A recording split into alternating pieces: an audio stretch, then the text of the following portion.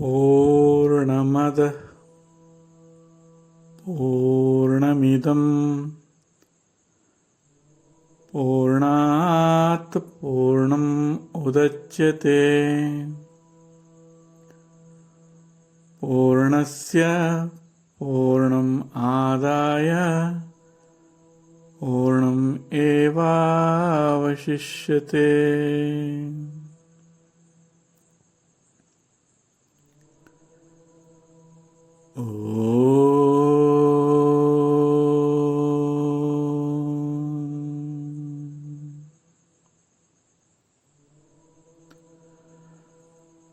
अखण्डानन्दरूपाय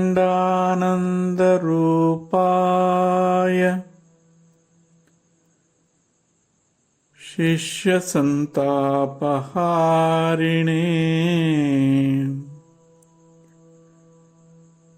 पूर्णानन्दबोधाय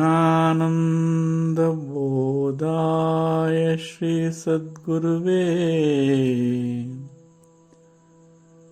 नमो नमः।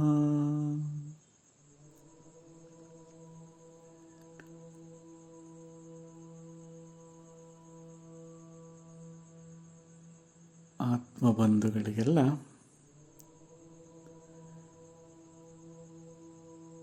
ಈಶಾವಾಸ್ಯ ಉಪನಿಷತ್ನ ಕೊನೆಯ ದಿನದ ಸತ್ಸಂಗಕ್ಕೆ ಸ್ವಾಗತ. ಅಂದರೆ ಇಲ್ಲಿ ಮೊದಲನೇ ಶ್ಲೋಕಕ್ಕೆ ಸ್ವಾಗತ.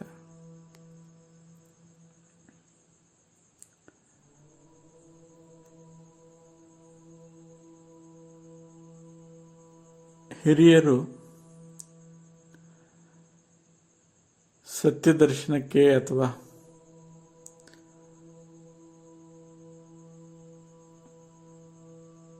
ಭ್ರಾಂತಿ ವಿಮುಕ್ತಿಗೆ ಎರಡು ಮಾರ್ಗಗಳನ್ನ ಆಯ್ಕೆ ಮಾಡಿಕೊಂಡಿದ್ದಾರೆ.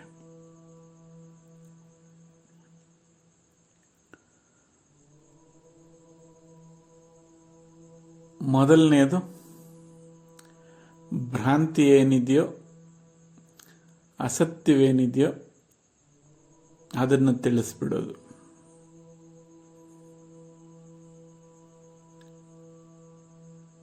ತದನಂತರ ಶಾಶ್ವತ ಏನಿದೆಯೋ, ಭ್ರಾಂತಿ ರಹಿತವಾಗಿದೆಯೋ ಏನಿದೆಯೋ ಅದನ್ನು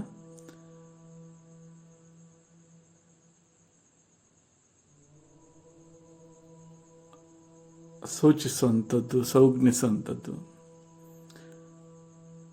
ಅದರ ಕಡೆಗೆ ಜಿಜ್ಞಾಸುವನ್ನು, ಅವನ ದಿಕ್ಕನ್ನು ಆ ಮುಖಕ್ಕೆ ತಿರುಗಿಸುವಂಥದ್ದು.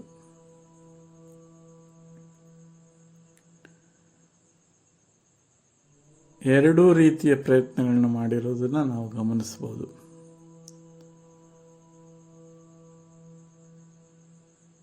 ಅನಿತ್ಯವಾಗಿ ಏನಿದೆಯೋ ಅದನ್ನೆಲ್ಲ ಮೊದಲು ತಿಳಿಸೋದು,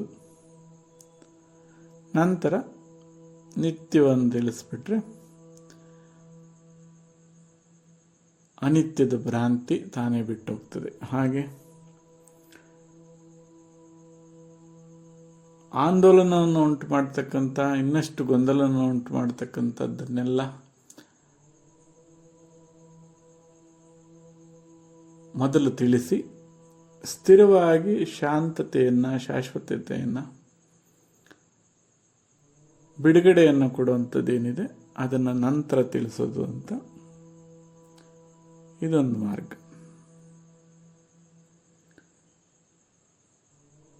ಇಲ್ಲಿ ಪ್ರಾರಂಭದಲ್ಲಿ ಸತ್ಯವನ್ನು ಅರಿಹಿದರೆ ಭ್ರಾಂತಿ ತನ್ನ ತಾನೇ ಬಿಟ್ಟು ಹೋಗ್ತದೆ ಅನ್ನುವಂಥ ಭಾವದಿಂದ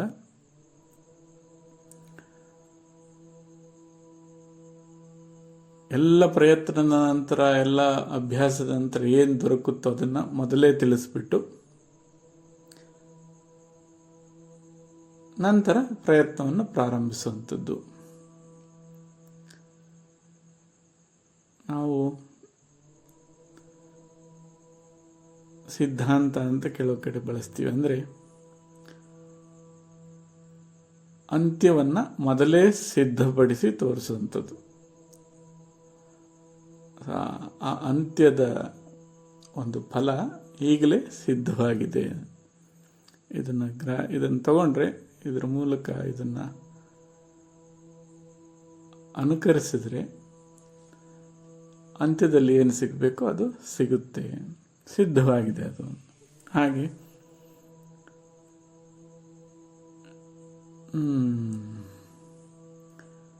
ಇದು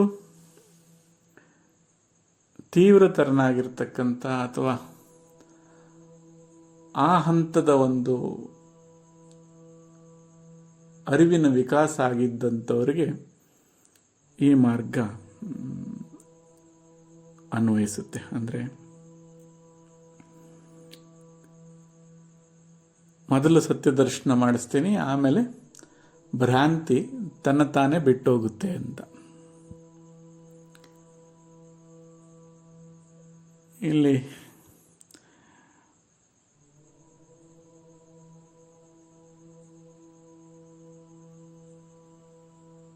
ನಮಗಿದ್ದಂಥ ಸಮಸ್ಯೆ ಅಥವಾ ಈಗಿರೋ ಪ್ರಸ್ತುತ ಕಾಲಮಾನದಲ್ಲಿರುವಂಥ ಸಮಸ್ಯೆ, ಭ್ರಾಂತಿಯನ್ನು ಬಿಡಿಸೋದಕ್ಕೆ ಅಥವಾ ಬಿಡಿಸದೇ ಹೋದರೆ ಏನು ಅಂತ ಪಾಪ ಅದರ ಗ್ರಹಣೆಗೆ ಬರೋದಕ್ಕೆ ಸಾಧ್ಯವೇ ಇಲ್ಲ. ಹಾಗಾಗಿ ಭ್ರಾಂತಿ ಅಂದರೆ ಏನು, ಹೇಗೆ ಅದನ್ನು ಬಿಡಿಸ್ಕೊಳ್ಳೋದು ಅಂತ ಸ್ವಲ್ಪ ಅದರ ಅನಿತ್ಯದ ಬಗ್ಗೆ ಪರಿಚಯ ಮಾಡಿಸ್ಕೊಟ್ಟು ಆಮೇಲೆ ಸತ್ಯದ ಭ್ರಮಾರಹಿತವನ್ನು ಹೇಳಿದ್ರೆ ಅವರಿಗೆ ಗ್ರಹಣೆಗೆ ಬರುತ್ತೆ ಅಂತ ಹೇಳಿ, ಈಗ ನಮಗೆ ಕಾಣುವಂಥ ಎಲ್ಲ ಸಾಧನೆಗಳು ಅನಿತ್ಯವಾದ್ದನ್ನೇ ಫಸ್ಟು ಪ್ರಾರಂಭದಲ್ಲಿ ಅದನ್ನು ತಿಳ್ಕೊಂಡು, ಇದು ಎಷ್ಟಾದರೂ ಇದು ಸ್ಥಿರವಲ್ಲ, ಇವೆಲ್ಲ ಹೋಗುವಂಥದ್ದೇ, ಇವೆಲ್ಲ ಅಳಿಸಿ ಹೋಗುವಂಥದ್ದೇ ಅಂತ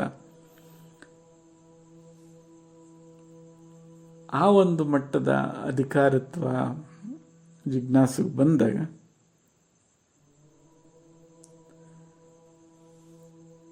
ಸ್ಥಿರವಾದ್ದನ್ನು, ಶಾಶ್ವತವಾಗಿರೋದನ್ನು ಪ್ರಸ್ತಾಪ ಮಾಡೋದಕ್ಕೆ ಸಾಧ್ಯತೆ ಇದೆ.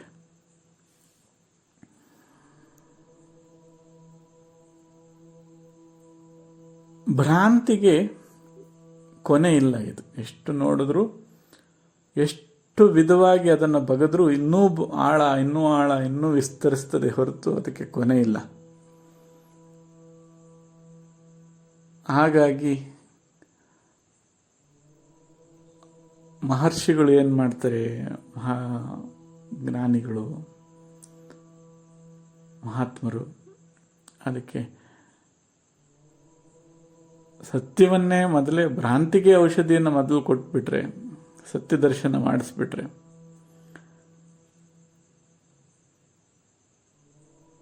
ತಂತಾನೆ ಅದು ಬಿಟ್ಟು ಹೋಗುತ್ತೆ ಆ ಭ್ರಾಂತಿ ಅಂತ ಹೇಳಿ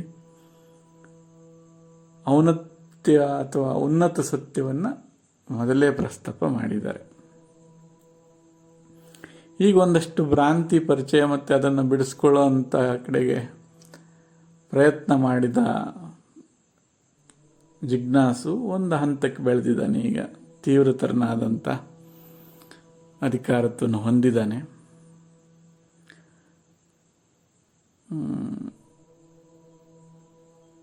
ಆ ಒಂದು ದೃಷ್ಟಿಕೋನದಿಂದ ಆ ಹಂತದಲ್ಲಿರುವಾಗ ಹೇಗೆ ಇನ್ನು ಉಳಿದ ಶೇಷ ಜೀವನವನ್ನು ಕಳಿಬೇಕು ಅನ್ನೋದನ್ನು ಇಲ್ಲಿ ಪ್ರಸ್ತಾಪ ಮಾಡ್ತಾ ಇದ್ದಾರೆ. ಶ್ಲೋಕವನ್ನು ಸ್ವಲ್ಪ ನೋಡೋಣ.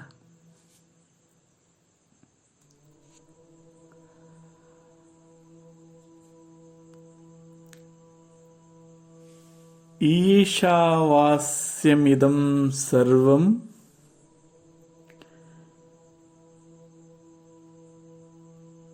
ಯತ್ಕಿಂಚ ಜಗತ್ಯಾಂ ಜಗತ್ ತೇನ ತ್ಯಕ್ತೇನ ಭುಂಜೀತ ಮಾ ಗೃಧ ಕಸ್ಯ ಸ್ವಿಧನಂ.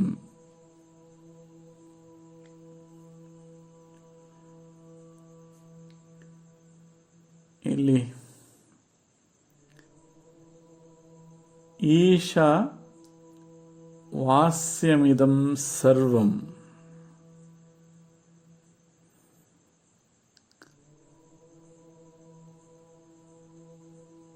ಯತ್ ಕಿಂಚ ಜಗತ್ಯಾಂ ಜಗತ್.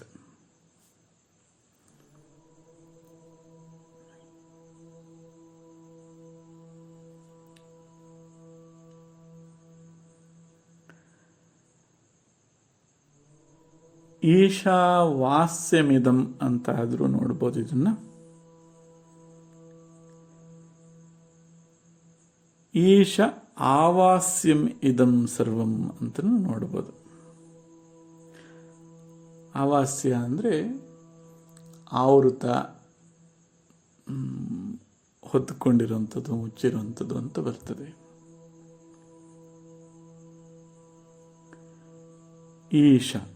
ಈಶತ್ವದಿಂದ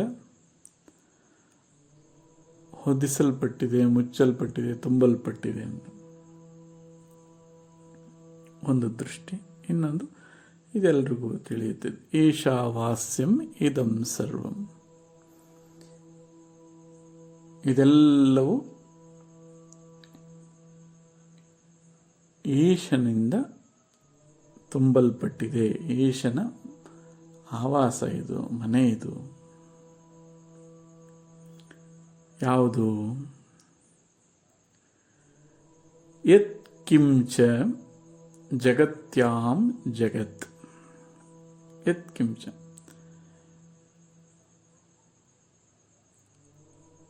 ಅಣುಪರಮಾಣುವಿನಿಂದ ಹಿಡಿದು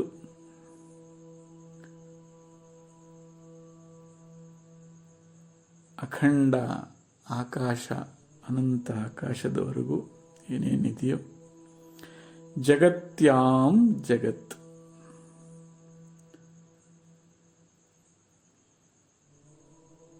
ಸಮಷ್ಟಿಯು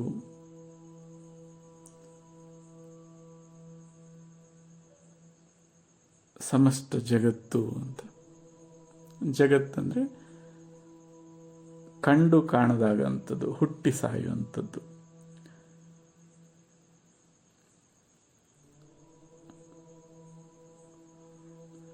ಜಾಯತೆ ಅಂದರೆ ಹುಟ್ಟುತ್ತದೆ, ಗತಿಸ್ತದೆ. ಈ ಹುಟ್ಟು ಸಾಯುವಂಥ ಸಮಷ್ಟಿ ಜಗತ್ಯಾಂ, ಇದೆಲ್ಲವೂ ಈಶನಿಂದ ಹೊದಿಸಲ್ಪಟ್ಟಿದೆ ಅಥವಾ ಆತನ ಆವಾಸ ಸ್ಥಾನವಾಗಿದೆ ಅಂತ.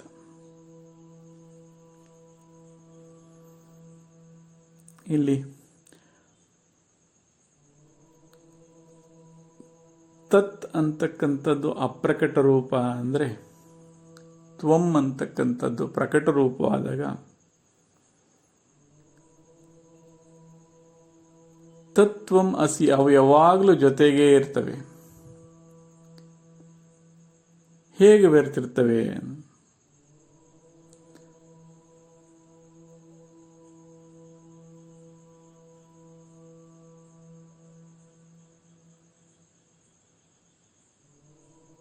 ಸಮಸ್ತ ಸೃಷ್ಟಿಯು ಈ ಏನಿದೆ ಇದು ತತ್ನಲ್ಲಿ ಹಸಿಯಾಗಿದೆ, ಬೆರೆತೋಗ್ತದೆ. ಯಾವಾಗ ನಾವು ಕರೆಯುವಂಥ ಪ್ರಳಯ ಅಂತಂದೆ,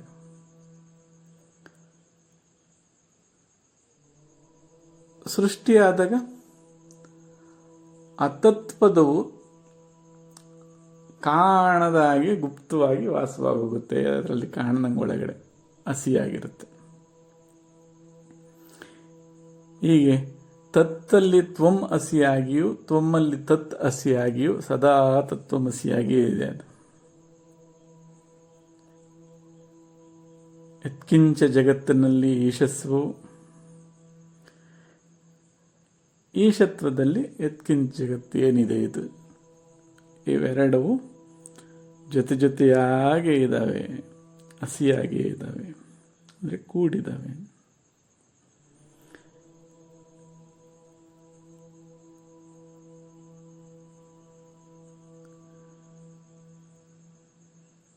ಈ ಒಂದು ತಿಳುವಳಿಕೆ ಯಾವಾಗ ಬಂತೋ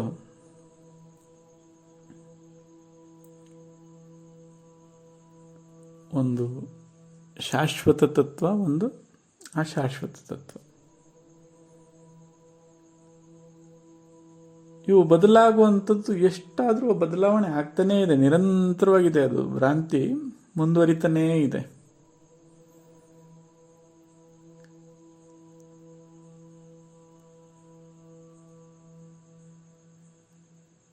ಕೊನೆಯ ಶ್ಲೋಕದಲ್ಲಿ, ಕೊನೆ 17ನೇ ಶ್ಲೋಕದಲ್ಲಿ ನಾವು ನೋಡಿದ್ವಿ, ಅದು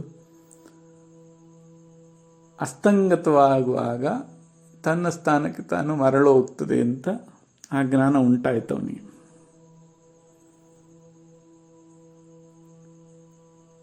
ಸೊ ಮತ್ತೆ ಅಸ್ಥಿರವಾಗಿ ಉಳಿಯೋದನ್ನ ಹಿಡ್ಕೊಂಡು ನೀನು ಏನು ಮಾಡಬೇಕು?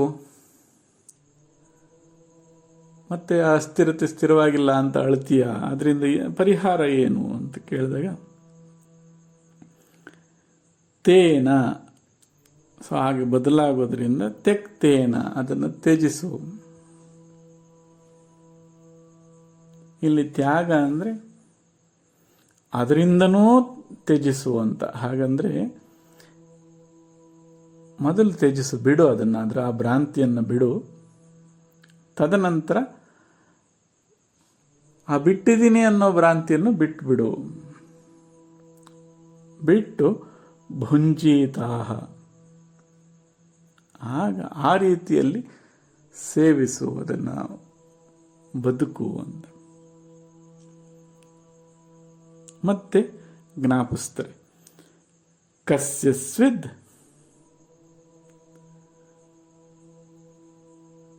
ಧನಂ ಮಾಗೃದಃ. ಕಸ್ಯ ಸ್ವಿದ್ ಅಂದರೆ ಪರರು. ಯಾರು ಈ ಪರರು?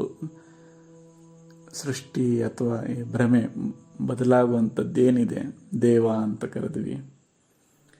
ಬದಲಾಗುವ ಏನೇನೆಲ್ಲ ಇದೆಯೋ ಇವೆಲ್ಲದಕ್ಕೂ ಒಟ್ಟಾರೆಯಾಗಿ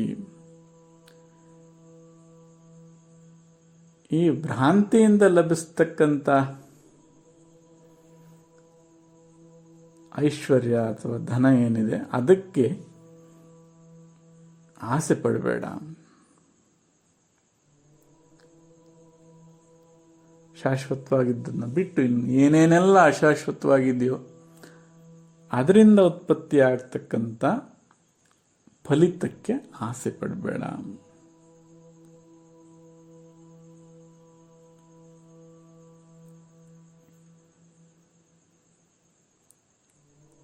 ಹಾಗಿದ್ದುಕೊಂಡು ಬದುಕು ಅಂತ ಈ ಶ್ಲೋಕವನ್ನು ಪ್ರಸ್ತಾಪ ಮಾಡ್ತಾರೆ. ಇಲ್ಲಿ ಶಾಶ್ವತ ಅಶಾಶ್ವತ ತತ್ವಗಳು ಅಂದರೆ ನಿತ್ಯ ಅನಿತ್ಯ ವಸ್ತುವಿನ ದರ್ಶನ ಸ್ಪಷ್ಟವಾಗಿ ಆಗಿದೆ ಇವನಿಗೆ. ಆ ಪರರು ಏನಿದ್ರೆ ಆ ಪರಧನಕ್ಕೆ ಅಂದರೆ ಅಶಾಶ್ವತವಾಗಿ ಸಿಗುವಂಥ ಆ ಫಲಗಳೇನಿದ್ದಾವೆ ಅವು ಕೂಡ ಅಶಾಶ್ವತವೇ. ಅವುಗಳಿಂದ ಬಂದಂಥ ಪ್ರಾಪ್ತಿ ಅದು ಕೂಡ ಅಶಾಶ್ವತೆ. ಅಂಥದ್ರ ಇದಕ್ಕೆ ಆಸೆ ಪಡಬೇಡ. ಮತ್ತೇನು ಮಾಡ್ತೀಯ ನೀನು? ಇದೆಲ್ಲವೂ ಈಶಮಯವೇ. ಇದು ಹೇಗೆ ಕಾಣದಾಗೆ ಆವರಿಸ್ಕೊಂಡಿದೆ ಪ್ರತಿಯೊಂದನ್ನು ಅಂತ ಆ ಒಂದು ಶಾಶ್ವತತ್ವವನ್ನು ಸತ್ಯವನ್ನು ಅರ್ಥಕೊಂಡು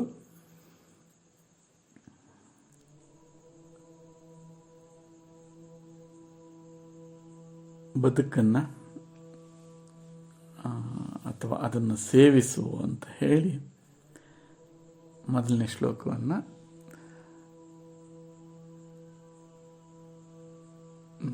ಭ್ರಮ ನಿರಸನ ಮಾಡ್ತಾನೆ ಪ್ರಾರಂಭ ಮಾಡ್ತಾರೆ.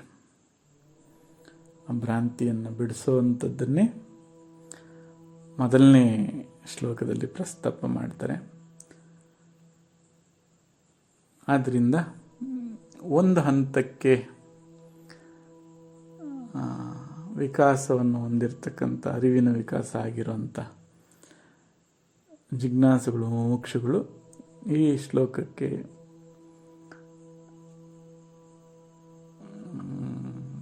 ಶ್ರವಣಕ್ಕೆ ಅರ್ಹರು ಅಂತ ಹೇಳಿ ಪ್ರಸ್ತಾಪ ಮಾಡ್ತಾರೆ. ಇದನ್ನು ಮೊದಲನೇದಾಗಿ ಆ ಭ್ರಾಂತಿ ಬಿಡಿಸುವಂಥ ಕಾರ್ಯಕ್ರಮ ಮಾಡ್ತಾರೆ. ನಮಗೆ ಆ ಭ್ರಾಂತಿಯನ್ನೇ ಹಿಡ್ಕೊಂಡಿರೋಂಥವ್ರು ನಿಜವಾಗಲೂ ಸತ್ಯವೇನು ಅಸತ್ಯವೇನು ಅಂತ ತಿಳ್ಕೊಂಡು ಆಮೇಲೆ ಇದಕ್ಕೆ ಬರುವಂಥದ್ದು ಅವಶ್ಯಕವಿತ್ತು. ಅದರಿಂದ ಎಲ್ಲರೂ ಕೇಳ್ತಾ ಇದ್ರು, ಗುರುಜಿ ಇನ್ನೂ ಮೊದಲನೇ ಶ್ಲೋಕ ಹೇಳಲಿಲ್ಲ. ಇನ್ನು ಕೆಲವರು ಅಯ್ಯೋ ಮೊದಲನೇ ಶ್ಲೋಕವನ್ನು ನಾವು ಮಿಸ್ ಮಾಡ್ಕೊಂಬಿಟ್ವಿ, ಅದನ್ನು ಕೇಳಲಿಲ್ವೇ, ಆ ಸತ್ಸಂಗನ ಕಳಿಸ್ಕೊಡಿ ಅಂತ ಕೇಳಿದ್ರಿ. ಈಗ ಮೊದಲನೇ ಶ್ಲೋಕವೇ ಕೊನೆಯ ಶ್ಲೋಕ, ಅಥವಾ ನಾವು ನಡೆಸುವಂಥ ಕೊನೆಯದರ ಫಲಿತಾಂಶವೇ ಮೊದಲು ಅಂತ. ಹಾಗಾಗಿ ಈಗಲೂ ನಮ್ಮಲ್ಲಿ 2 ಆಯ್ಕೆಗಳಿದೆ. ಸೊ ಮೊದಲು ಸತ್ಯವನ್ನು ಅರಿಹಿ ಭ್ರಾಂತಿಯನ್ನು ಬಿಡಿಸುವಂಥದ್ದು, ಅಥವಾ ಭ್ರಾಂತಿಯನ್ನು ಹೀಗಿದೆ ಅಂತ ಹೇಳಿ ಅದನ್ನು ಬಿಡಿಸಿ ನಂತರ ಸ್ಥಿರವಾದನ್ನು ಶಾಶ್ವತವಾದನ್ನು ಹಿಡ್ಕೊಳ್ಳುವಂಥದ್ದು. ಅಧಿಕಾರದ ಮೇಲೆ ಇವೆರಡೂ ಫಲ ಕೊಡ್ತವೆ. ಈಗ ಮಂದ ಅಧಿಕಾರಿಗೆ ಮೊದಲು ಸತ್ಯವನ್ನು ಅರ್ಹೋದಕ್ಕೆ ಅವನಿಗೆ ಆಲಸ ಗುಣನೇ ಇರಲ್ಲ. ಅದು ಹೇಗೆ ಸಾಧ್ಯ ಆಗುತ್ತೆ? ಇದು ಭಾಳ ಕಷ್ಟದ ಕೆಲಸ. ಆ ಅಧಿಕಾರ ಅಥವಾ ಆ ಹಂತಕ್ಕೆ ಬೆಳೆದಂಥ ಮುಮುಕ್ಷುಗಳು, ಜಿಜ್ಞಾಸುಗಳು, ಮಹಾತಪಸ್ವಿಗಳು ಇದ್ದಾಗ ಅದು ಸರಿ. ಅದು ಮೊದಲೇ ಭ್ರಾಂತಿಯನ್ನು ಬಿಡಿಸುವಂಥದ್ದು ಅದು ಸರಿಯಾದ ಮಾರ್ಗ. ಆದರೆ ಈಗಿರೋಂಥ ಪರಿಸ್ಥಿತಿಯಲ್ಲಿ ನಾವು ಪ್ರಸ್ತಾಪ ಮಾಡ್ಬೋದಷ್ಟೇ. ಏನಂತ ಸತ್ಯ ಪ್ರಸ್ತಾಪವನ್ನು ಮಾಡಿಬಿಟ್ರೆ ಇನ್ನು ಉಳಿದದ್ದೇ ಇದು ಭ್ರಾಂತಿ ಬಿಡಿ ಎಷ್ಟು ಹೇಳಿದ್ರು ಇದು ಭ್ರಾಂತಿನೇ ತಾನೇ ಅಂತ ತಾನೇ ಬಿಡುವಂಥ ಸಾಧ್ಯತೆಗಳು ಅದು ಇದೆ. ಈ ಕಾರಣದಿಂದ ನಾವು ಇದನ್ನು ಕೊನೆಯದಾಗಿ ತಗೋಬೇಕಾಯಿತು. ಬಹಳ ಚೆನ್ನಾಗಿ ಮೂಡಿ ಬಂತು. ಮುಂದಿನ ದಿನಗಳಲ್ಲಿ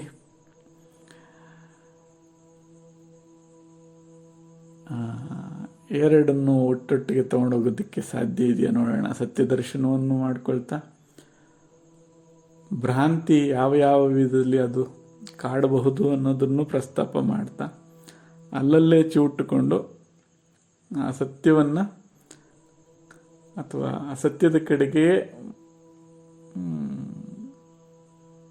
ಮಾಡುವಂಥದ್ದು. ಸೊ ಸಾಧನೆ ಅಥವಾ ಮಾರ್ಗವನ್ನು ಹಿಡ್ಕೊಂಡು ಆ ಕಡೆ ಪ್ರಯಾಣ ಮಾಡುವಂಥ ಒಂದು ಸಾಧ್ಯತೆಗಳೇನಿದಾವೋ, ಕಾರ್ಯಕ್ರಮಗಳೇನಿದಾವೋ ಆ ಕಡೆಗೆ ನೋಡೋಣ. ಅಷ್ಟನ್ನು ಹೇಳ್ತಾ ಇವತ್ತಿನ ಸತ್ಸಂಗವನ್ನು ಇಲ್ಲಿಗೆ ಸಮಾಪ್ತಿ ಮಾಡಿಕೊಳ್ಳೋಣ. ಮುಂದಿನ ದಿನಗಳಲ್ಲಿ ನಮಗೆ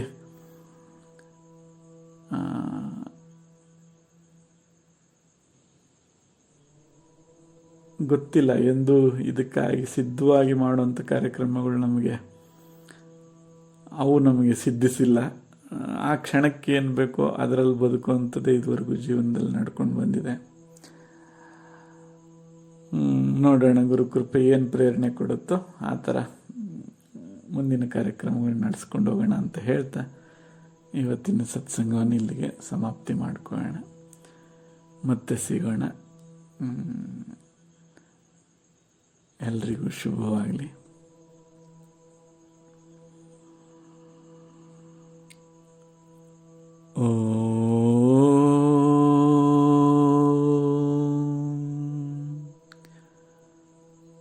सहना भवतु सहनौ भुनक्तु सह वीर्यं करवावहै तेजस्नवधीतमस्तु मा विद्विषावहै।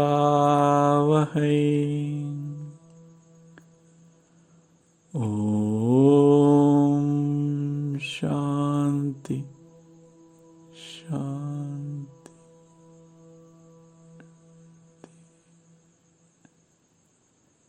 जय सद्गुरु।